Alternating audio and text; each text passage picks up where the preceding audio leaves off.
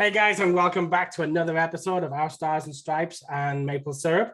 This week we have with us Stephen Coates, who is part-time California, part-time Taiwan, if I remember right. That's correct, Gav. Actually, full-time Taiwan for the last couple of years now.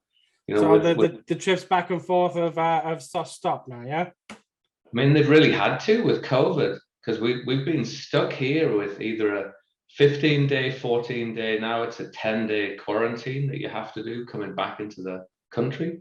And it's just, I mean, it's virtually impossible to be able to take time off work and then come back and then have another 2 weeks in quarantine.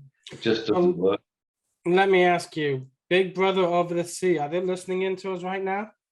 I would doubt it. So chances of us picking up a significant Chinese following from this is slim. I don't know. I'm working hard at trying to get Black Cats Asia going. We have a couple of fans over in China. So you just never know. But I doubt that Xi Jinping is going to be listening in. Once China eventually takes over Taiwan official, then you can be part of Taiwan, China. Sorry, Black Cats China. Yeah, I think that maybe after my lifetime for that one, but we'll see. All right, so let's ask the question. How does the Sunderland lad or Sunderland area lad end up in Taiwan? Good question, Gav. So I'm originally from Chesley Street. Via Nottingham University in Nottingham, I kind of moved south, and then I had the chance about 20 odd years ago to move to California. So San Francisco is still officially home. And then with the job that I took, I actually worked for a Canadian company. Yeah, so there's kind of a US-Canadian connection, from both sides here now. Had the chance to come out and open up the kind of the Asia division in 2016. So originally the plan was probably come out for 2 or 3 years and then go back. And then my wife and I liked it here so much that we decided to probably make this, kind of long-term home. And then I say with the COVID restrictions, we haven't been able to be back in California for a couple of years now. Actually, it's end of 2019 was the last time we were back there. So kind of missing family, certainly. No, I understand that one. So you're currently a technology leader in gallium nitride, I understand. That's right. So we're the global leading company for what's called GaN, so GAN. So there's a Northeast connection for you. A Northeast lad works for a company that makes GaN. GaN on. Been trying to. I saw that when I was flicking through your Facebook. I was like, oh, I'm gonna have to mention GaN. You got in there before me. So yeah. What is GaN? What is it for those of us who obviously don't know? So it's basically the next generation of power semiconductor. So really for power supplies. So if you think about these big kind of hunking adapters that people carry around for their phones and for their laptops, our technology makes them at least 4 times smaller, and we make the electronics more efficient. So you kind of got 2 things there.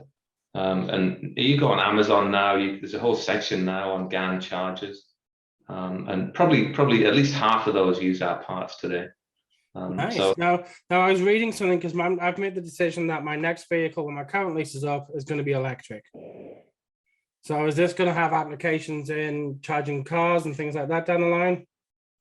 Yes, I mean right now we've actually got GaN in electric vehicles. It's in the onboard charger. It's in the what's called the traction inverter. So that's the thing that drives the motor. Who doesn't know the traction inverter? Come on. There you go. And then last but not least, it does all kind of the battery voltage conversions for the system. And it's again a big deal. It extends range and faster charging. So yeah, I mean I think we actually have a lot of our parts in the Formula E parts, Formula E cars as well, which is pretty neat. Still haven't managed quite a bit of Formula E this season. Yeah, still haven't managed to get a ticket to Formula E, but maybe one of these days. I was actually at the New York event last year. Ah, cool. It was very quiet. Yes. So having been to Silverstone, I've been to Monaco, I've been to, haven't made it to Spa yet in the F1, and I'm hoping to be. I'm just waiting on my confirmation for my Miami hookup because I have family in Miami.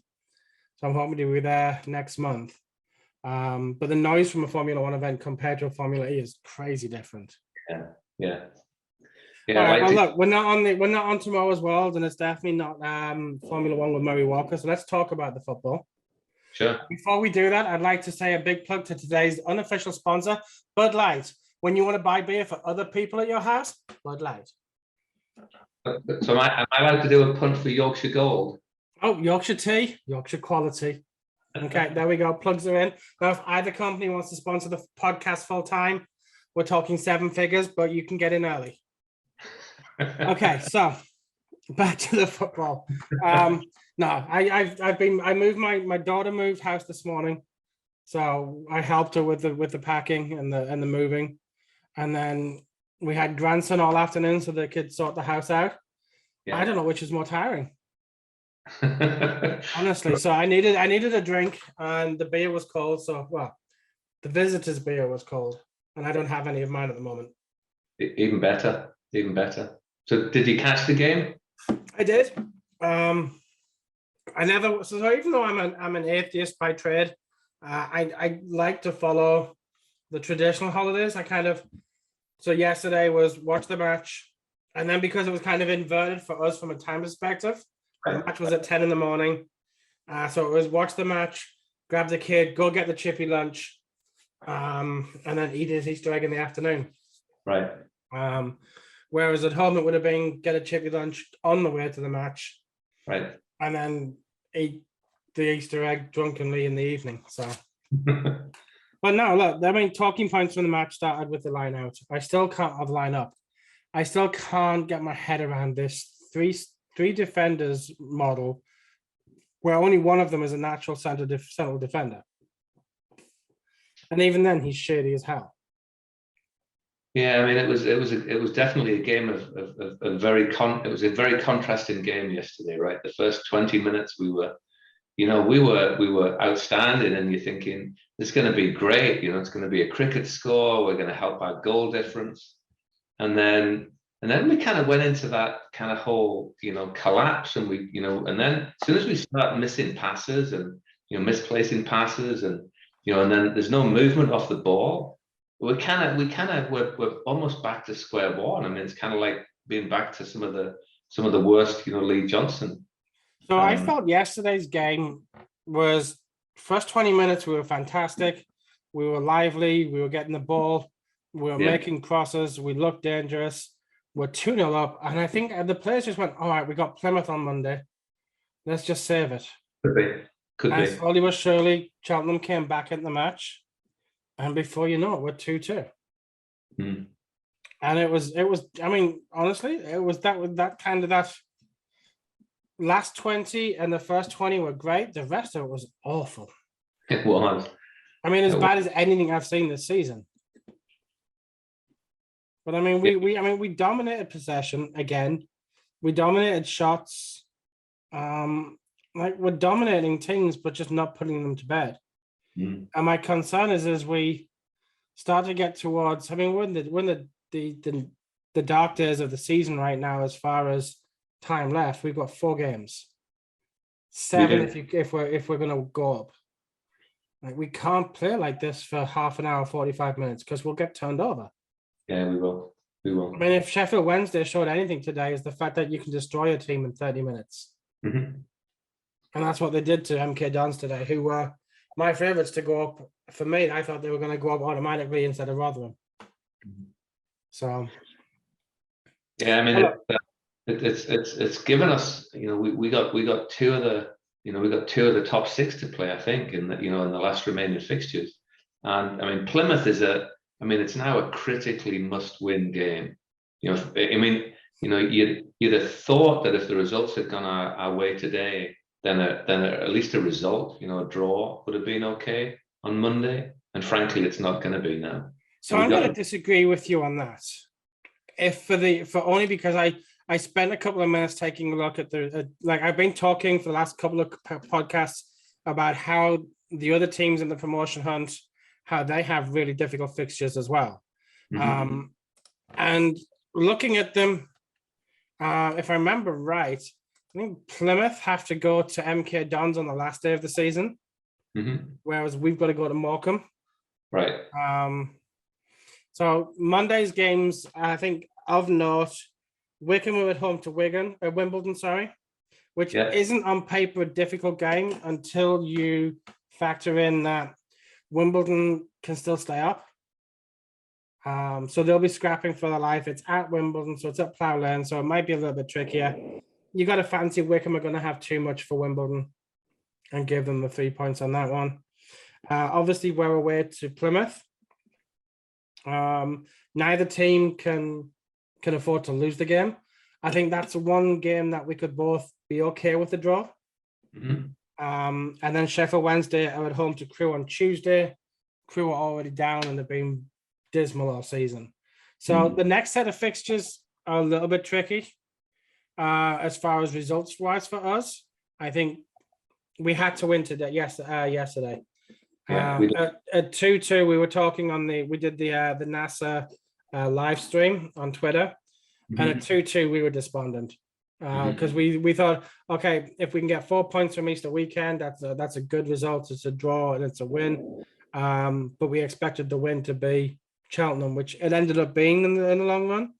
But Shrewsbury, sorry. But it was questionable to start off with. But then you look at the last 2 weekends of the season. And we've got Cambridge at home next week. Right. Saturday. So that's a good game for us. Although, didn't Cambridge just turn Wigan over today, actually, 2-1. So might not be as easy as we think. But then if you look at those around us, Plymouth have got to go to Wigan. Wigan can seal promotion, automatic promotion on Saturday. And if games go their way, they can win the league on Saturday. So that would be a big one for them.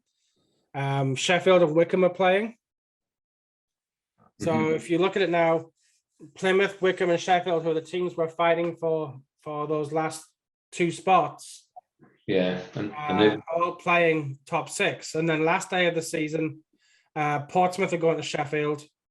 Plymouth are home to MK Dons, and we're away to Morecambe, who will be down by then. Right. So when you look, and then we have the Rotherham game. If we can we're at home to Rotherham, I fancy us to beat Rotherham. I mean, I hope so. They're stuttering at the moment. So if we can win that game in hand, then our 7th position that we're in right now hypothetically becomes 4th. And we're looking a lot more comfortable. But we are Sunderland, Gav. We are Sunderland. We're just as likely to lose all 4 our remaining games as we are anything else. So yeah, I mean we're top of the form table, which is a good place to be at this stage of the season. Yeah. But Sheffield Wednesday and Wycombe are just right there behind us in the in terms of form, and Cambridge United are kind of 4th in the form table. Yeah, Cambridge are playing some good stuff. I watched the game against Wigan today, and they deserved that win. Yeah. I mean, Wigan were unlucky in the end when they were applying the pressure in the second half, but yeah, it's going to look. They're not easy fixtures because Cambridge and Morecambe are just going to put 11 men behind the ball. I just hope they can last out for 90 minutes. At least with Plymouth and with Rotherham, they're both playing for promotion. They're both playing for next season, and they're going to come at us, which will give us an opportunity to get down the flanks and hit them on the counter. But let's jump back to yesterday's game. Let's just go over those first 2 goals for us, because I think both of them deserve recognition. They do. I love the fact that it was Flanagan who gave the handball for the free kick.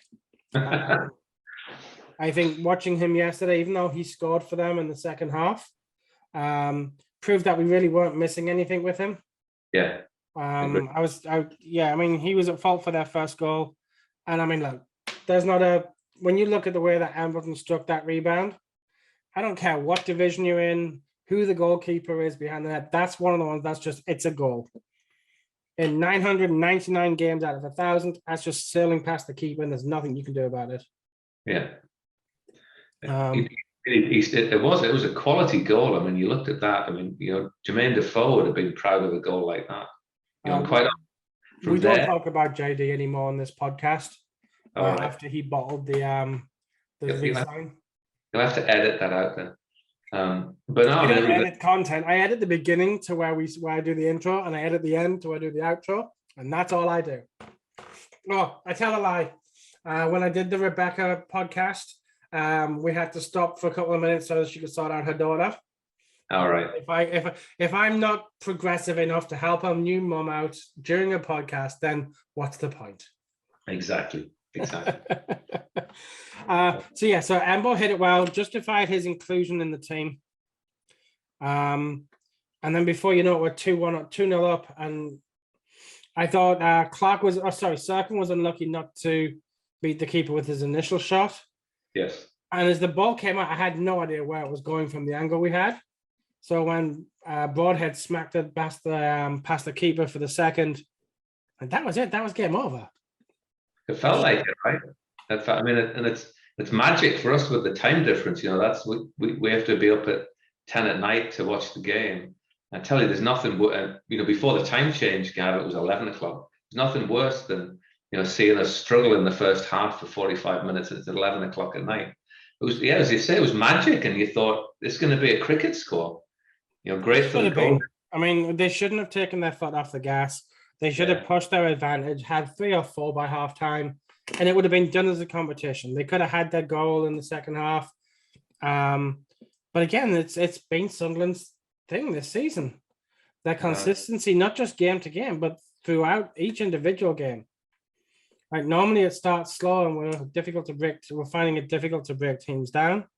But I think the only reason we got back into it was because Cheltenham smelled blood in the water and felt they could nick a win where it was unlikely. Sorry, Shrewsbury. I keep saying Cheltenham. Shrewsbury thought they could pick the win up, and the fact that they attacked us meant that we were able to get behind their back line. Yeah. But yeah, so I mean, first 20 minutes was cracking for us.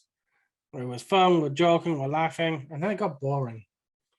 Like as the players clearly switched off and started to look to Monday's game. Like, and by half time, the signs were there that Shrewsbury were coming back into it. Yeah. I should just write Shrewsbury on my screen so I don't keep saying Cheltenham for some reason. I what I like about the way the teams are set up now. He's willing to make a change. I just wish he'd made the change at 2-1. I wish he'd made the change earlier. I think that might have just given us, a bit more momentum, kind of through the game. But the changes he makes, though, I don't like. They work over 90 minutes. The changes that he brings in, but you look at yesterday's changes. He brought Evans on, who is dog shit. Even yesterday they were saying we were better with Evans on the field, but honestly, we'd have been better at the back with a perforated condom in midfield because we were just awful. Like I say it week after week, I don't see what he brings to the team. Even yesterday when he came on, the issue wasn't the three in the middle. The issue was the fact that, the issue was all 11 players weren't passing the ball crisply, weren't passing it accurately. But to take off our only attacking central midfield player, when O'Nien was playing like dog shit all day. He puzzled me. He sees something that we don't. But in the past we've been unwilling to make any changes. I think that the quality of the squad, irrespective of whether we go up or not, it's still not good enough. But all we can do, for the rest of the season is just give it all the best through the 90 minutes, and that's really not what we do at the moment. And it's it's at least it's still within our hands right now. Yeah, I mean, look, if we win because of the games at hand we got in the point situation. We win our last 4 games and we're playoffs. Yes. We win our last 7 and we're championship next season. Yeah. And this team is not ready for the championship. Not by a long shot. We'd have to spend one heck of a lot of money. we'd have to clear out, I think, an awful lot of the dead wood that we still have. But let's just focus on kind of season so far and what's remaining. See what we can get out of the last 4 games. Well, let's look at the last 4 games before we go on the rest of the match. So we've got Plymouth away this week. Yeah. Then we've got what was it? Then we got Cambridge, Rotherham, and then we got a day on the seaside. Hopefully, the day on the seaside's already a party by then because we're up. But I think it might go to the last game of the season. I'm gonna just sorry, give me just 1 second. Well, I'm gonna have to do some editing now because the wife is telling me she doesn't have my car keys. Ah, okay. But she's 22 miles away. That's not good.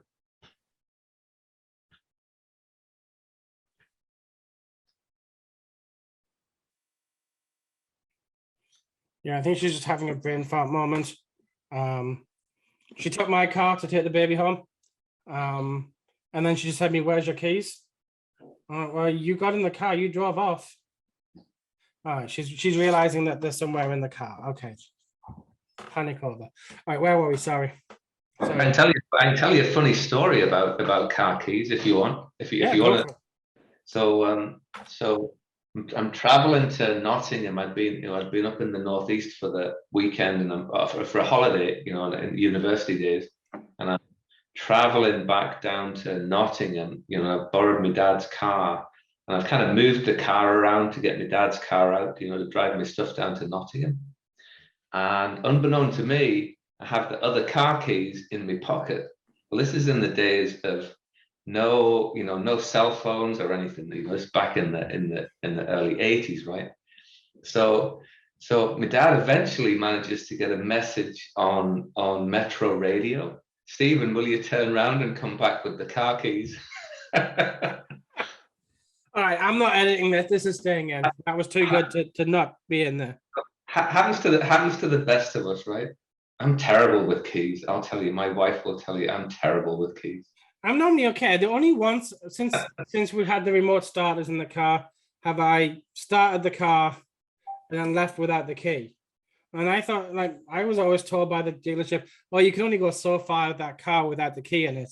And no, right. You can drive 6 miles. I discovered. I had to call the wife to come to the liquor store and go get the keys. All right, so we were talking about substitutions. So Evans came on for Embleton, which I thought was a bad move for going forward. It kind of dulled the going forward. Yeah, a bit. And Gooch made way for Roberts, which is a like-for-like substitution. Then bringing Matete off for Dan Neil. Again, it looks like a like-for-like substitution, but given how badly I thought O'Nien was playing yesterday, yeah, take I him would off. have taken O'Nien off for Embleton. Instead of Embleton. Yeah. And then maybe if that hadn't worked, brought Matete off and brought Dan Neil on. But I thought Embleton was lucky to stay the 90 minutes. Sorry, I thought O'Nien was lucky to stay on for the 90 minutes. And I like O'Nien. I think he's a cracking player. Mm-hmm. But he was lucky to make it through the game yesterday. Yeah, a bit off the boil. But again, so talking about off the boil, I just took a load of heat on the ready to go message board today. One guy said, "Okay, who are the must starts in this team?" And he had obviously Stewart was in there. He had Patterson in there, but then he had Broadhead in there. Now I don't think the formation we're playing suits Stewart, which I think is why Stewart's probably gone 6-7 games without a goal. Right. Yeah. So if I was picking the team and picking the best 11 for us, then Broadhead wouldn't be starting. Mm-hmm. You'd have him come on if we need to kind of change things. So interestingly enough, I did my best starting 11. So as you see, I'll do it from this side. So starting with Patterson in goal, I think Burge and I like Hoffman, but I think Patterson's in good form. You can't really drop him. Yeah. I prefer a 4 at the back. I hate this 3 nonsense. And I'd bring Doyle back in on the left side of a central defense. And whilst I'd love to see us have a full-time right back, then Winchester does it for me. My holding midfielders, as I said, Mateta in 09, just because Evans is absolute dog shit. I prefer Gooch on the wingers over Roberts, and then Clark on the other side. Although I really hate this whole inverted winger nonsense, and we'll talk about that in a little bit. And then I like Pritchard behind Stewart. So for me, that gives us the best chance of winning. Strong back line and an attacking flair that should get us the goals we need. Yeah, I mean, I'm kind of with you. I'm more of a traditional, kind of four at the back. I think particularly in this league, because you've got very contrasted teams in terms of how that we're up against. But just getting stability and getting a back four that works together and kind of knows how to play together, and they can kind of almost predict what they're going to do when we are in a defensive position. You kind of need that strength at the back, and yeah, I mean, it's odd how some of these managers have a less traditional perspective on it. They do get to pick the team, I suppose. But the only advantage I can see to not having an established formation is it makes us very difficult to play. Well, maybe, but apparently only for 20 minutes. Right. So let's just skip back, because I did mention Stewart's form. Yeah. It is 7 games since he scored for us. His last goal was against Wigan in the 3-0 win. And honestly, he hasn't looked like scoring in those 6 games. He hit the post yesterday, but that's probably the best opportunity he's had. Right. He was through on goal against Cheltenham actually last weekend. And he just passed it to the keeper instead of testing him. Right. But he's low on confidence at the moment, and it's dangerous having your main striker that low on confidence if we're going to make a playoff run and do well in the playoffs. Yeah, I mean, I was thinking the same. I was looking at his scoring record, and also looking at top scorers this morning in the league, and he's knocked off the top now. Is he known?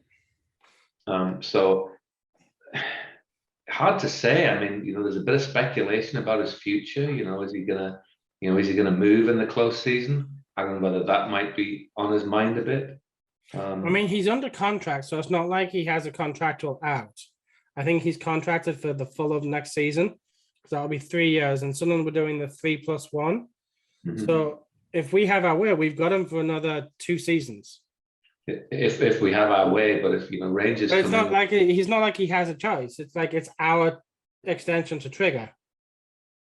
Yeah, but I mean, the reality is, Rangers come in with a £5 or £6 million offer. Exactly what's going to have to happen.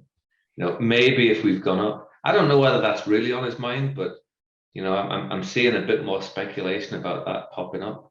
But yeah, I mean, his form. I mean, every striker's form dips, and it doesn't help if the formation's not playing to his strength. I mean, it'd be good if he can get a couple of goals. I mean, he's got to get his scoring boots back on in these last 4 games. Because we can't, as you say, we can't go into the last. I don't think we can carry him in the playoffs. No, I mean, we can't. Because he holds. The thing that was irritating me most yesterday was he's coming deep so frequently.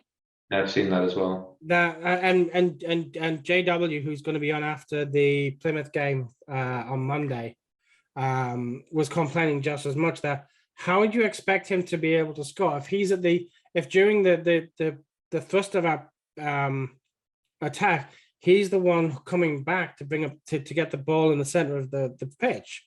Like you want him further up, pushed up against the back line, and it's like it was crazy how deep he was playing yesterday. Yeah, I mean, I guess there's an argument that might be if he's pulling players out of position, by with his movement off the ball and allowing others in, that's okay.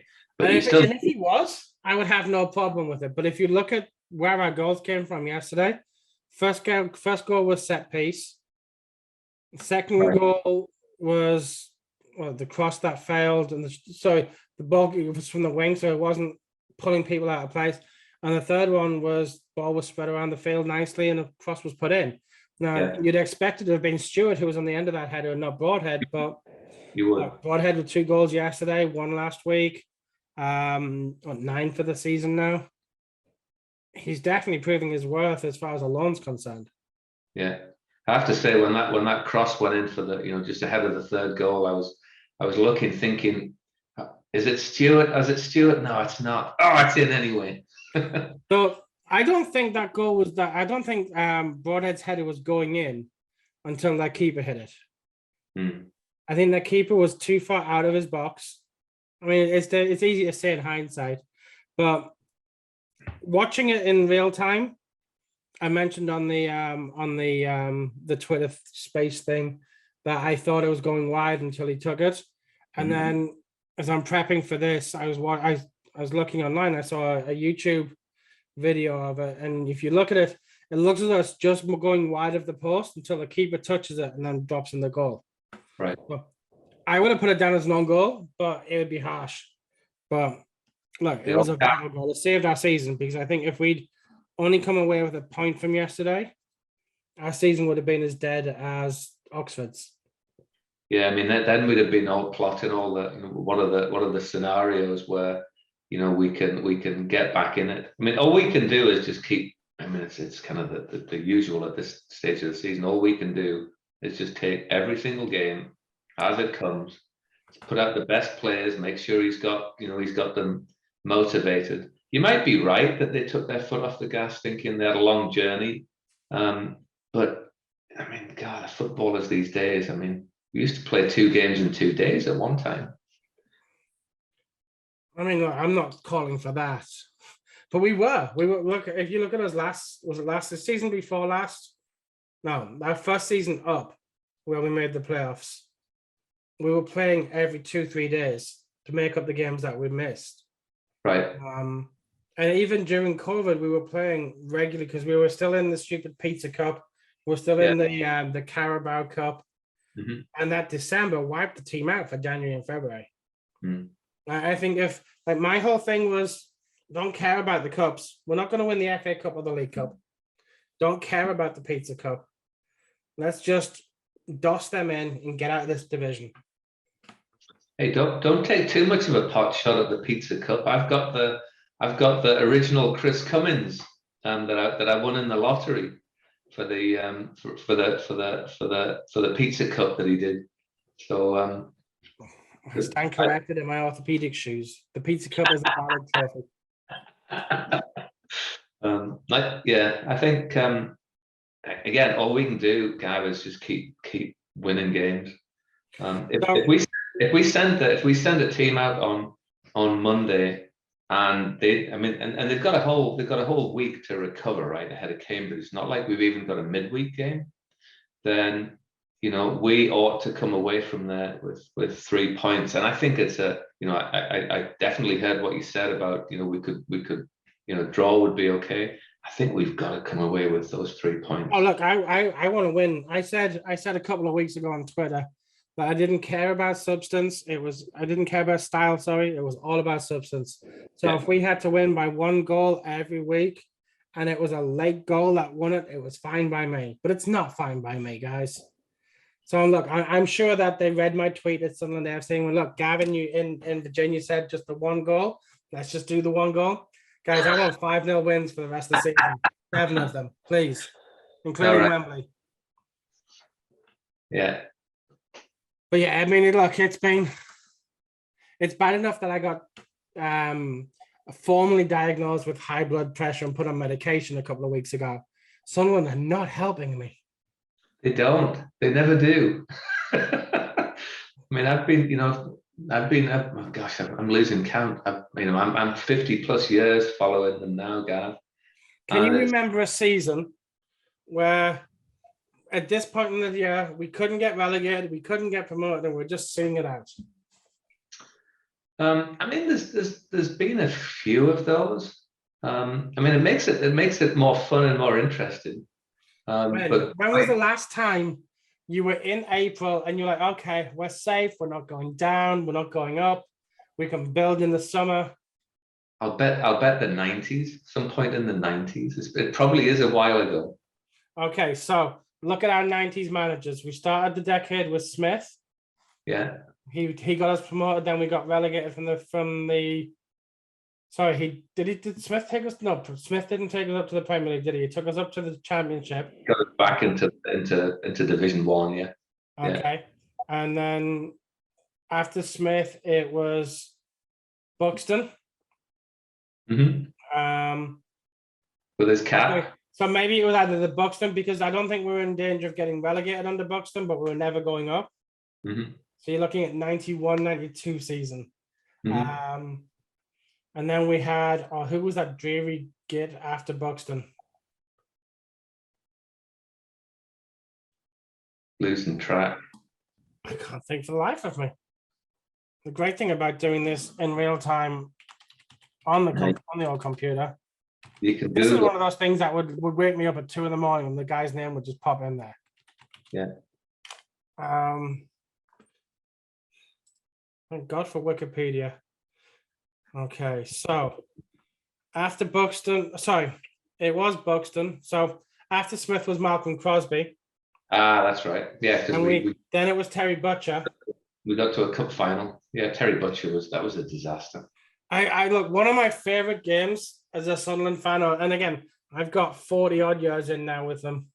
But one of my favorite games was Terry Butcher's last against Ipswich Town. Mm-hmm. I wasn't going to go at the match. I was in Woker for whatever reason. I was probably at my nan. She lived around the corner at the time. And I thought, you know what? Let me just go. It was before cell phones, because this was what, 93. Mm-hmm. So I think I just paid on the gate in the walk around because it was closest to get back at my nan's at the full time, and the heavens opened. And I wasn't wearing a waterproof coat like a sensible guy going to the match, and he went in 93, so it was in November of 93. So yeah, Sunderland in November, it's kind of a cold, kind of a weather. Yeah. So the heavens opened. I got soaking wet, and the full end were taking the piss out of the Ipswich fans, like, we're so dry, it's unbelievable. But yeah, so we lost that one, and then he got fired a couple of days later. So then Buxton came in. And Buxton wasn't good for us. I mean, probably one of the more uninteresting managers from an interviewer's perspective. I do remember that. I just remember his flat cap. Yeah, that's right. His barber coat. Yeah, I always wanted Ken Knighton's sheepskin. So yeah, the season under Buxton, we finished in 12th. So right. That was the last time we had nothing to play for going into the end of the season, and that was what, 94.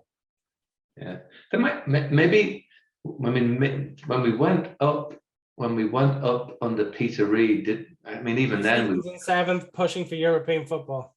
Yeah, we were vying for 6th, and then we just nosedived, right? Yeah.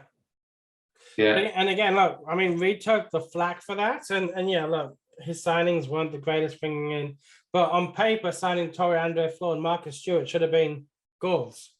It should have been. I remember, making it over for one of the early matches after we'd signed them, and thinking this is going to be great, and they were terrible. I think that was Marcus Stewart worked out okay, but Flo was just a horrible signing. It was terrible for us. He never wanted to be at Sunderland. I'm quite convinced of it. No, I'm pretty sure he didn't. Look, my favorite time supporting Sunderland was the Peter Reid era. Mm-hmm. I was young enough and daft enough to travel the country watching them, and I was young enough to still be optimistic about what could happen. Right. But 2001, 2002 was just an awful season. Paying $7 million for Flo from Rangers, and he just couldn't hit. He wouldn't have hit water if he'd fallen out of boat, as they say.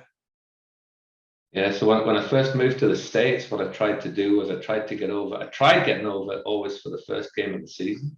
And I remember showing up for the Everton game, and we were just dreadful. And I'm thinking, this is gonna be a this is going to be a bad season, and it was.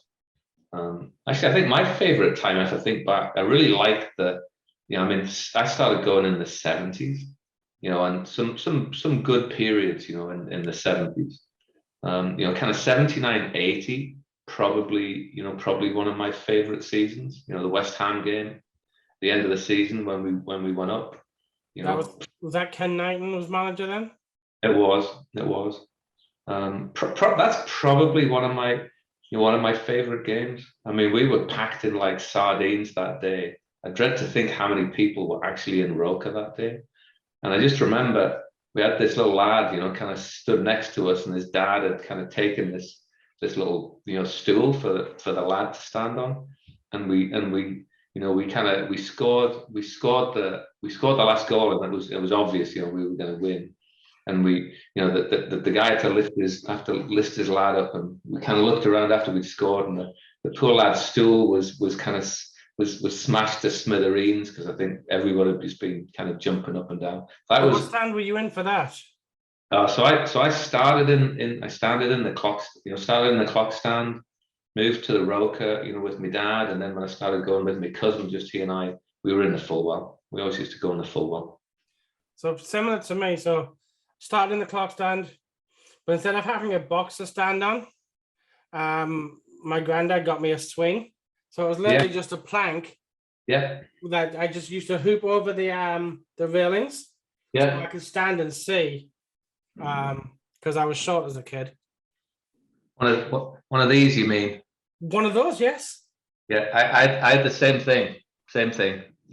Hanging over the hooks in the clock stand.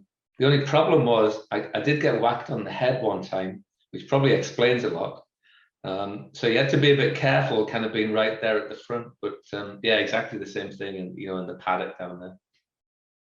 But my first full season, so my first season ticket season was our first season in Division 3. Mm-hmm. Oh, yeah. With Dennis Smith as manager, Marco scoring the goals with Gatesy. And that was a season that I had that. But I found that I could, if I started on that little step, I could climb and just put my legs in between the railings and just sit on this. Wouldn't get away with that in modern football stadiums. No, you wouldn't really, would you? You would not. I do have my clock stand seat. It's in the US. I'm determined to try and get it over here. One of these days. So I've never been a fan of sitting at football. Well, until I got older. Now I'd love to sit and watch the game. But when I was a kid, so yeah, I started off in the clock stand, and then there was a girl I fancied at the time who I knew was in the Roker end. So it was like, once I was old enough to be able to go at the game on my own. Yeah. But not fully, because I'd still have to go and meet up with my granddad and my uncle. And then they'd walk to the match with me, and I could get in the Roker end and do the Roker end stuff on my own, and they got the clock stand, and then I had to wait by the Echo Sallow on the way out so that they could take me back to my nana's. So I was in the Roker end for probably a season, and I hated the Roker end. It was such an awful... But then I was old enough to go on my own, unaccompanied, and it was a full well for me. That's all I wanted to be. Yeah, me too. Halfway up, just to the right of the goal, as you're kind of watching from the full well. Yeah. And I think when you look at the stadium now, I love the stadium a lot. It's a cracking arena. But having gone back for the first time in a couple of years to get to the match this year, I got that prickly back of the neck feel when you kind of walk out into when you see the pitch and you see the but as a season ticket to the stadium, I never really got that on the regular.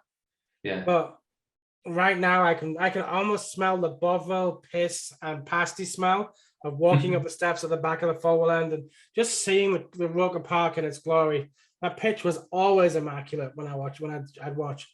And just that view for me. If I could only see one thing for the rest of my life, that would be it. Yeah, I mean, I agree with you. I mean, you just gotta. It's one of those things you look forward to stepping up and just stepping into the stadium. I mean, any stadium sort of does it, but I mean, it really does it when you get back to Sunderland. I'm totally with you there. I'd have loved to have got one of the barriers from the from the full world, but where I was living at the time, there was just nowhere I could possibly have put it. I got, what did I get? I got a steward's jacket. I got a main stand seat. Right. Now, I've moved around so much I couldn't tell you where that main stand seat ended up. I got a good idea of who benefited from it, but I don't know. It's somewhere. Yeah, mine's safely tucked away in storage. I will get it over here. I bought one for my dad recently, so I was able to get one for my dad. So he's kind of enjoying it, having it in his house. But I'll get one over. Birthday present. See if I can pick up an old seat from Roker Park for his backyard. Yeah, they come up once in a while, and I had a little plaque, done for it to kind of go on there. So they're getting a bit more expensive these days, but they're still around. No doubt. But look, on the bright side, my dad doesn't watch the podcast, so at least I know I'm not spoiling his father's old birthday presents. All right, so we hit upon the wingers thing. Like, I'm not a fan of the inverted winger. I would much rather see Robert on the left and Clark on the right, using that pace to get round the back and whipping it in, because I think that's where Stewart's at his best, when he's not having to think about the ball, when we're not slowing play down and letting defenders crowd into the box. Because you look at Gooch, you look at Roberts, you look at Clark, they all have pace. But Clark especially is so one-footed that if you're relying on him whipping the ball in with his left, it's going anywhere. It's not going to happen. I mean, he's quite a talent, but I kind of look at him as well and think, we should be playing him in a more conventional position. I think the time for some of these more complicated formations is, once we're established in the Championship, let's just get out of League One. I mean, goodness sake, 5 years is, There's 4 years more than there should have been. That's right. And let's be honest, it's 5 years more than a club of our size should have been as well. And then we still managed to get 30-odd thousand. I'll tell you one of the things 32,800 yesterday. But one of the things that irritates me is how hard it is to go figure out how many people, what the attendance is in games. Why did they drop that when they published the results? I have no idea why they did that, but I don't know how many did we have? 32,800, I believe it was. Yeah, I mean, goodness sake, I mean, Premier League teams would kill for that. Well, there was a league average attendance an average attendance across the country was announced early this month. I think we were 15th in the nation. I mean, it's incredible, right? How the hell do we manage to put up with all this shit for such a long time? Look, the thing that confuses me, and we've had a couple of Americans on the last few weeks, Jose and Luis especially, both New York lads, who volunteer for this shit. I had no choice. My dad was a Sunderland fan. He was a football ender from teenage years. He was at the cup final in '73. Like the second, and my nana lived on Ripon Street. It's like it runs off from the side of Roker Park. Yeah, right. So for me, I mean, I lived on Dem Dot as a kid. My dad used to put my pajamas over my clothes so that my younger brother didn't know we were going to the match. And once he fell asleep, I get smuggled out. My nana had a little shop on Roker Avenue. I'd get my little sweets, and I'd be off to the match. Brilliant. So like I had no choice. There was no choosing my football team. Right. But given a choice, would you really like? It's like being an American. Go, you know what? I really want to be involved in basketball, but no, I am not going to be a Lakers fan. I want to support Schenectady Hoopers because that's my kind of game. It's like it makes no sense. But you know what? I mean, look, Sunderland Till I Die, for those who didn't know the club well, was great TV. I think for Sunderland fans, I think the editing was awful. When you look at them, well, we've got this game tonight, and they're showing the flow of traffic away from the match before the match stuff. And I'm like, oh, come on, guys. It's like, again, that shows it wasn't made for Sunderland fans. It was made for global reach. And look, it did its job. Full World 73 did very nicely out of it. They've done a number of projects since. So I just don't want to see another one. No more Premier Passions, no more Sunderland Till I Die. Just decent football will do me, and I'll watch the end of season video. I did enjoy Premier Passions, and I do still have that. I've got the video from from when I recorded still. Every one, and I'm sure they're available online now. I think wasn't that what didn't Saxton or Reed break the number of F-bombs in a minute record on that one? I think Bobby Saxton did. What a fella. But you talk about international following. I did establish the official Taiwan supporters branch. We're recognized by the club, recognized by the BLC. Proud to say we have 2 members so far. That's me and Irene, my wife. And I went. There's a Brits forum here in Taiwan, and I did the math, right. And you say, okay, there's this many English, there's this many UK people, and think about the population. All right, I've got to be able to find another. It comes out at about 20 Sunderland fans in Taiwan. There's got to be 20, right? So I posted up in this Brits Taiwan forum, and I got just no end of shit. And I got one guy who messaged me privately, and he says, he said, I'd be kind of interested in joining. He said, but looking at all the shit that just got posted up, Stephen, I'm not sure I want to take any of that. So actually, I should say we've got 4 members. If my dad and my stepmom come over, then temporarily we have 4. But right now we've got 2 members in the whole of Taiwan. So it shows how much it's changed as far as being an official. So you've got the BLC who are and to be an official supporters branch, you used to have 50 members. Right. Because I remember back in 2002, when New York was building up and we had a big following in New York, struggling to find people. Like we were like on the SMB, on the ready to go message board, right, struggling to find people. It took us ages to get to 50. I'll bet. Now it's like, so then I'm sitting thinking about how hard me and Adam, the lad who ran it with me at the time, worked to get official status. And I was like, the Dublin Supporters Association is 1 member. I'm like, what the fuck is this? 1 member? I couldn't even convince his dad to join as well. But to be fair, you have got a few more people in the US than we have in Taiwan. No. And again, I'm not complaining anymore. But it's like when it's like, I remember how hard it was. I remember how tough it was to find the people to be able to make the Supporters Association official.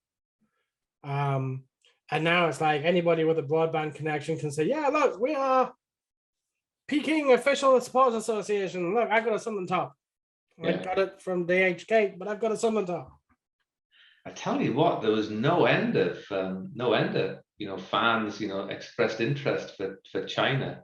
But then when I started to do kind of the Black Cats, think about Black Cats Asia, which we actually made some good progress on that, but then COVID hit.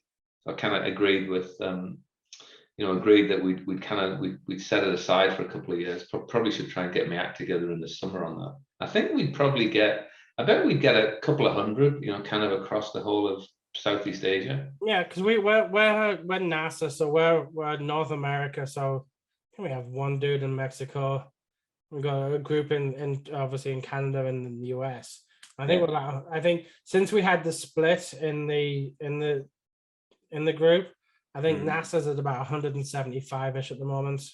Right. And I think Degsy's Sons of Liberty, which I'm a member of as well. Me too. I think we're up there. And I'm heading down to Fort Lauderdale with those guys in 2 weeks' time. Yeah, I'd have loved to have come over for that. That'd be brilliant. Talking to Degsy, he did a great job. If you haven't seen the flag that he did for me and the badge that he did for me. No, Degsy does great stuff. He does. So, shout out for him. I'm a member of both as well. Irene's a member of NASA. I think she might be a member of Sons of Liberty as well. I can't remember. But happy to participate in all. I'm kind of the west branch over here. And I have my Sons of Liberty pin badge. Excellent.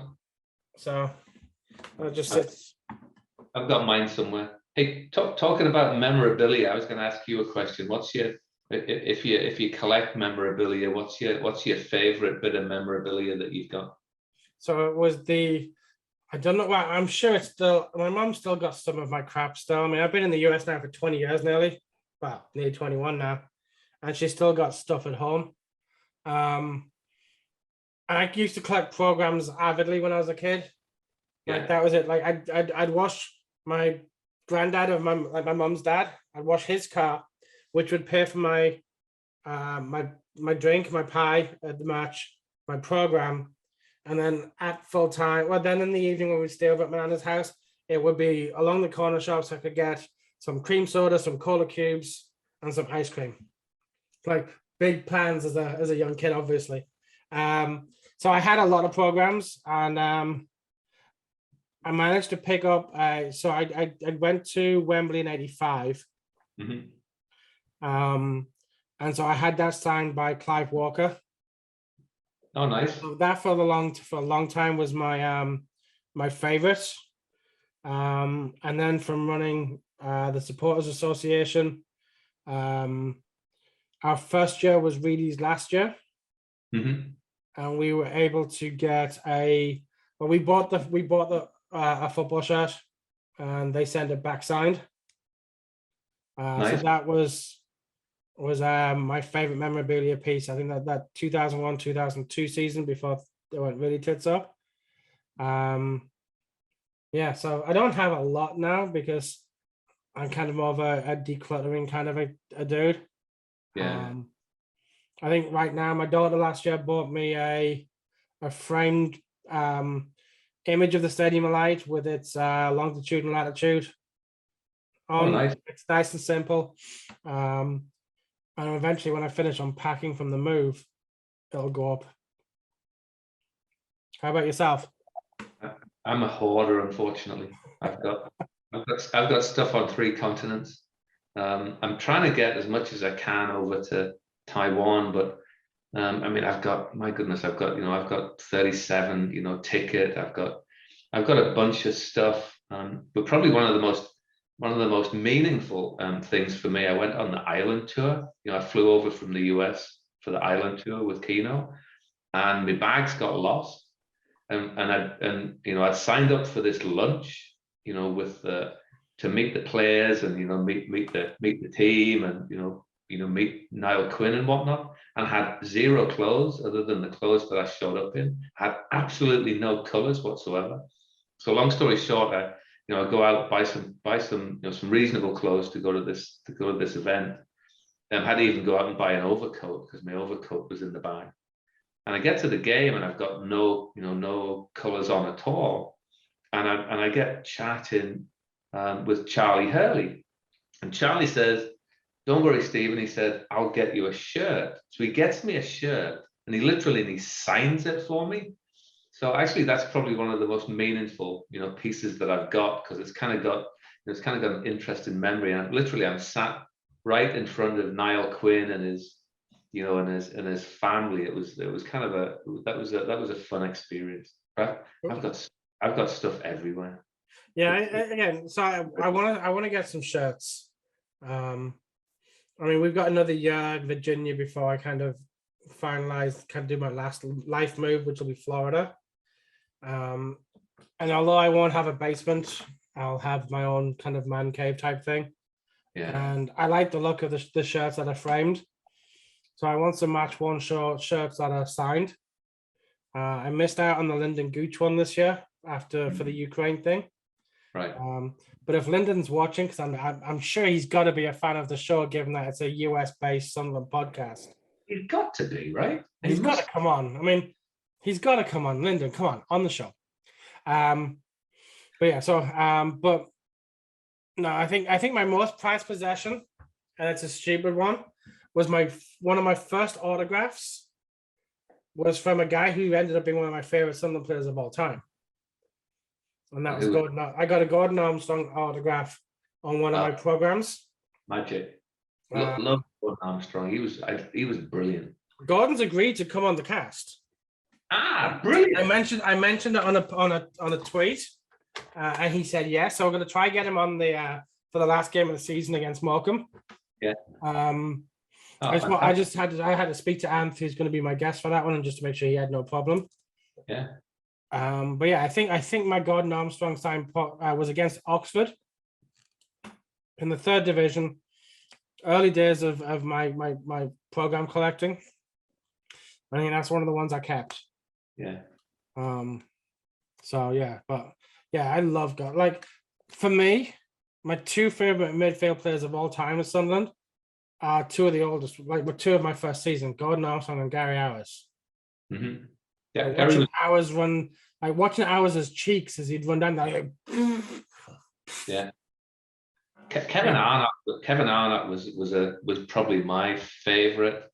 And I remember I used to go in the park and spend hours trying to practice Kevin Arnott free kicks. Arnott was a bit before me, I think. Not long, but he would have been a bit. I mean, that Gordon Armstrong header's got to be one of the best goals I think ever, right? Oh, I wish I could have been in the ruck run for that one. Yeah. But that was one of my clock stand paddock ones. I just remember the magic night, that. Yeah. The only memory I've really got of that match was that the Chelsea fans, because Chelsea had just scored, their fans were still jubilant. They were shouting shit. It was, now you're gonna believe us, we're going to Wembley. And then the corner comes in, and yeah, that header from Armstrong. Like they say that there are events in your career that means you'll never have to buy a beer in a town ever again. That's got to be Armstrong's. I would say so. So it was that was magic. You know what? I think the best goal I ever saw at Roker though was John Hawley with a thunderbolt against Arsenal, and I mean it came out of nowhere. So you can find it on YouTube. It was an absolute thunderbolt. I mean, there was no stopping that ball once it left his foot. That was probably one of the best goals I think I ever saw. I think 2 of my favorites. I mean, I loved every Marco goal at Walker Park. Mm-hmm. Like Marco was my first striker. Like he was like my first. Like when I look back, it was like I was probably a little bit fanboyish. Mm-hmm. But I look at Barry Venison's first goal for Sunderland, mm-hmm. Which I think was on his debut. Probably was, yeah. It may have been, yeah. And then I think Martin Smith did the same thing. I think Smith scored on his debut with an absolute screamer. But I think the goal that stands out most for me was Chris Waddle against Everton. Yeah, I wasn't there for that one, but I've seen it. I mean, I think, cracking goal. I was in the main stand paddock by the full end for that one because tickets were just so hard to get a hold of. Right. Yeah. And I mean, look, my dad did the dirty on me for I'd managed to wangle tickets for the second Newcastle Sunderland derby under Reid. Mm-hmm. It was my birthday weekend. I lost my camera. You did. You look remarkably smart, though. That's my real estate logo. I don't know what's happened. The light's gone off. But yeah, my dad was able to pick up tickets for England versus Australia. In the egg chasing, which I do enjoy. I don't know how to get this back on. This is rather embarrassing. All right, we'll finish this off like this. So my dad got me tickets for the egg chasing so that he could use my tickets for the Newcastle match. So my dad did the dirty on me for that one. All right, well, look, we've been going for a while. I don't want to keep you all night because I know, all day. I think it's Sunday morning for you right now. It is indeed.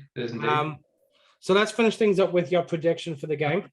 Obviously, what we've been doing is £5 bets for each prediction, with the overall winnings going to the Bradley Lowry Foundation at the end of the season, with about £150, I think, at the moment.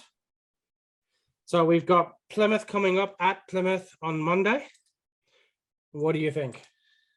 So I think tight game. I think a narrow 1-0 win for Sunderland.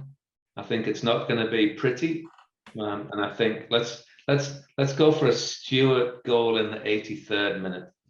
You heard it here first. Okay, so because you're being bold, I will throw in an extra fiver. You're going for a 1-0 win and goal scorer. Where's the so 1-0 win is 15-2 for Sunderland to win, which isn't a bad odds. Goal scorer. It's first team to score. I'm going 1-1. I'm okay with a draw. All right. First of all, care about that one. Match halftime, popular goal scorer. Rockets, there you go. Sunderland. And you said Stewart? Yeah, Stewart, 83rd minute. All right, Stewart 7-2 to score as first. And then do that. Who do you use for your betting? Which Coral, they're the official betting sponsor, betting partner of Sunderland FC. All right. I cheat. My sister has the account. Right. And I use VPN to log in to be able to place the bets. Got it. All right, so 7-2 and 15-2. I'll be extra generous, and we'll combine that bet as well. So Sunderland winning 1-0. I'll work out the bet on that one, and then before, or when I post the video, we'll put the overall odds out there. I'm still incredibly embarrassed that my camera's gone out. No worries. But no worries. Stephen, thank you very much for coming out today, or coming on today. I appreciate you spending your Sunday morning with us. Happy to, Gav. Really great to catch up. I think podcasts have been really enjoyable. It takes a lot of time and effort to put these things together. So I mean, I think as an expat fan, shout out for you for putting the time in. I think it's enjoyable and really appreciated. So thank you. No, look, this has been my pleasure. I'm getting a chance to talk football again with people on a weekly basis. The worst part about being an expat supporter, especially a Sunderland supporter, because if you're Man United, Liverpool, the big teams, you can find fan groups in your area. You can have that banter, but not having the banter is the worst thing. So the fact that SAF NASA has an ongoing chat for all of this, and that both Sons of Liberty and NASA have regular events for fans, like it keeps you in. But the week-to-week match stuff, like having something like this to be able to talk to people about the game, just makes the difference. It keeps my sanity going in a state that has no professional sports franchises. So, yeah, Steve, thank you very much for your time today. Welcome, guys. You can't see me, but we will be back on Monday for an extra bonus episode. SAF NASA's technology dude Justin, who was on earlier this season, will be back. Justin, you may remember, did the Wigan game. So until Monday, take care and we'll see you soon.